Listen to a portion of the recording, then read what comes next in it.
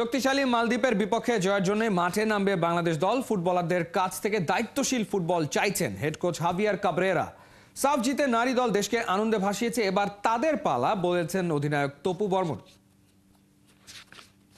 এখন আমাদের সুযোগ, কারণ আমাদের ঘরের মাঠে খেলা, আমাদের হোম।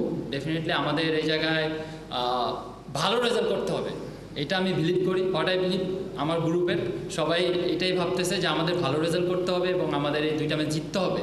কারণ আমাদের টার্গেট হলো যে এফসি কোয়ালিফাই রাউন্ডে আমরা ভালো করতে চাই। তো ডেফিনেটলি এই দুইটা ম্যাচ আমাদের জিততে হবে।